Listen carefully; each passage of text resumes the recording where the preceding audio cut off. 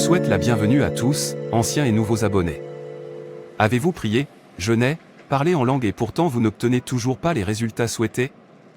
Vous priez diligemment mais le problème ne disparaît pas. Cela peut parfois être frustrant, mais n'abandonnez pas, continuez à regarder pour voir ce que vous avez peut-être manqué. J'aime cette voiture. Tout le monde, devinez quoi? Mon mari m'a offert cette voiture pour mon anniversaire. Je suis tellement heureuse et le rose est ma meilleure couleur. Alors, Maria, tu es maintenant propriétaire d'une voiture. Je n'arrive pas à y croire. Merci Jésus, j'ai prié pendant des jours comme celui-ci. Les merveilles ne finiront jamais. Donc c'est vrai. Le mari de Maria lui a offert une voiture pour son anniversaire. Je l'ai vu conduire la voiture. Il semble que Dieu agit, alors pourquoi ne peut-il pas aussi me rendre visite? Lorsque Maria et son mari ont emménagé dans ce quartier, ils étaient aussi pauvres qu'un rat d'église. Mais regardez-les s'épanouir. Sont-ils plus justes que moi? Est-ce qu'ils prient plus que moi? Je ne pense même pas qu'ils puissent parler en langue, et je ne pense pas non plus quelqu'un jeûne et prie plus que moi. Pourtant, Dieu bénit les autres et m'oublie. Je mérite aussi de posséder une voiture. Pourquoi Maria devrait-elle d'abord posséder une voiture? Attendez. C'est de Maria dont nous parlons. Elle m'achetait toujours des choses à crédit, mais maintenant leur niveau a changé. Pourquoi devrait-elle être mieux que moi? Ce n'est pas comme si je n'étais pas content pour elle, mais penser qu'elle s'en sorte maintenant mieux que moi est ennuyeux. Dieu, pourquoi m'as-tu abandonné? J'ai prié, jeûné et semé des graines pour que mon niveau change. S'il vous plaît, donnez à mon mari un meilleur travail afin qu'il puisse mieux s'occuper de moi. Je dois aussi acheter une voiture comme Maria. S'il vous plaît, donnez-moi ce genre de voiture. Rose et exotique. Tu as dit que tu exaucerais les désirs de mon cœur, je ne veux pas d'autre voiture que celle que conduit Maria.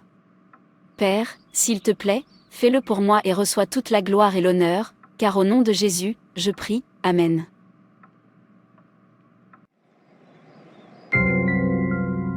Oh mon Dieu! Quelle surprise! Pasteur, bienvenue dans ma boutique. Comment vas-tu, sœur Vicky?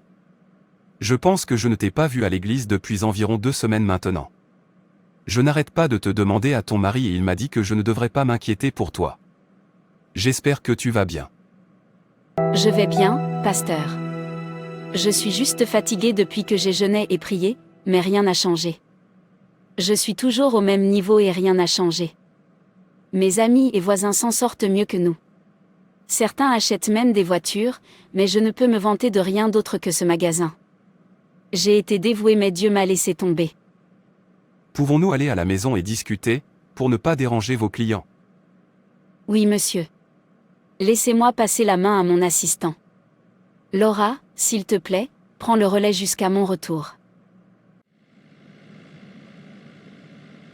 Sœur Vicky, je sais que cela peut être frustrant lorsque nous continuons à prier et que nous n'obtenons pas les résultats souhaités. Je suis juste contente que tu me comprennes. Je veux dire, j'ai jeûné et prié. J'ai fait toutes sortes de jeûnes. Sec. Jeûne pendant 3 jours. 21 jours de jeûne. Je parle en langue pendant des heures et plus, et pourtant rien n'a changé. Mes voisins sont plus chanceux. Je veux que vous compreniez qu'il existe une manière dont les choses spirituelles fonctionnent. Pour tout ce que vous avez l'intention de faire, la première chose est que Dieu va examiner à travers vous si l'amour de Dieu est la motivation et le fondement de cette activité spirituelle. La première raison pour laquelle nous nous engageons dans des activités spirituelles mais n'établissons jamais de véritable contact avec le ciel est que nos motivations sont fausses, même si nos intentions sont vraies. Le processus est bon mais le motif est mauvais. Vous endurez des jours de jeûne et de prière, vous traversez tout cela avec un motif corrompu et vous ne trouverez jamais Dieu de cette façon. De l'esprit de compétition à l'esprit d'envie et d'amertume. Vous demandez à Dieu parce que vous essayez de rivaliser avec quelqu'un d'autre, vous êtes amer que quelqu'un d'autre l'ait eu en premier et vous pensez que cette personne ne le mérite pas plus que vous. La Bible dit dans Jacques 4 versets 2 à 4, « Vous convoitez, et vous ne possédez pas, vous êtes meurtrier et envieux, et vous ne pouvez pas obtenir, vous avez des querelles et des luttes, et vous ne possédez pas, parce que vous ne demandez pas. Vous demandez, et vous ne recevez pas, parce que vous demandez mal, dans le but de satisfaire vos passions. Adultères que vous êtes. Ne savez-vous pas que l'amour du monde est inimitié contre Dieu? Celui donc qui veut être ami du monde se rend ennemi de Dieu. Nous pensons que ces choses sont petites jusqu'à ce que Dieu nous ouvre les yeux pour voir comment elles peuvent autoriser les ténèbres dans la vie d'un homme. L'amertume et l'envie sont des esprits très dangereux. Si vous riez avec quelqu'un, alors que dans votre cœur, vous êtes envieux et souhaitez du mal à cette personne, c'est très dangereux car il faudra le don de discernement pour le détecter. La raison pour laquelle beaucoup de gens prient constamment, jeûnent et font tout ce qu'ils peuvent mais ne trouvent jamais Dieu, c'est parce que le motif est corrompu. Dieu n'a jamais peur de vous bénir mais il analysera les motivations de votre cœur. La Bible dit dans Ésaïe 59 versets 1 à 2, « Non, la main de l'Éternel n'est pas trop courte pour sauver, ni son oreille trop dure pour entendre. Mais ce sont vos crimes qui mettent une séparation entre vous et votre Dieu, ce sont vos péchés qui vous cachent sa face et l'empêchent de vous écouter. » 1 Samuel 1 nous parle d'Anne et de Penina. Elles étaient les femmes d'un homme appelé Elkana. Penina avait des enfants mais Anne n'avait pas d'enfants. Penina s'est moquée et a provoqué Anna, ce qui a obligé Anna à aller à Silo pour prier, elle a pleuré et n'a pas mangé. Elle s'est adressée à Dieu mais son motif pour demander un enfant était d'arrêter les moqueries de Penina et sa demande n'a pas été exaucée parce que la raison n'était pas suffisante.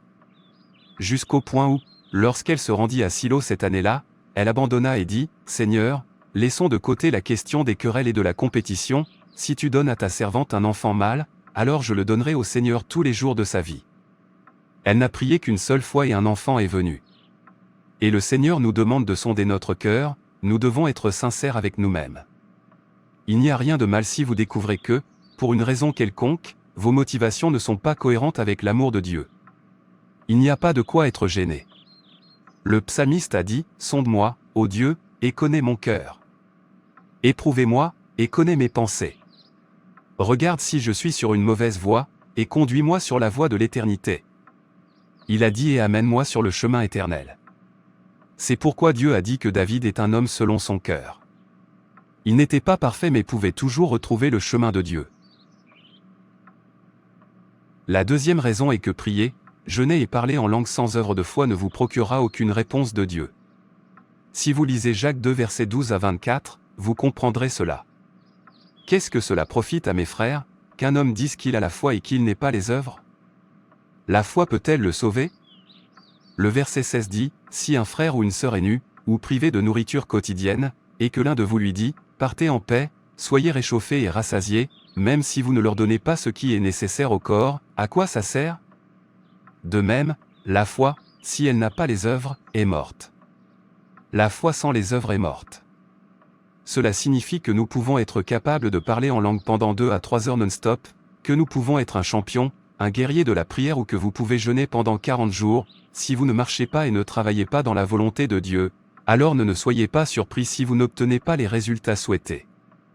La croyance en Dieu et les actions fonctionnent ensemble. Lorsque nous nous appuyons sur notre foi en Dieu, nous agissons. Lorsque nous agissons, notre foi grandit. L'un renforce l'autre. Si vous priez pour réussir vos examens et que vous n'étudiez pas ou ne lisez pas vos livres, réussirez-vous?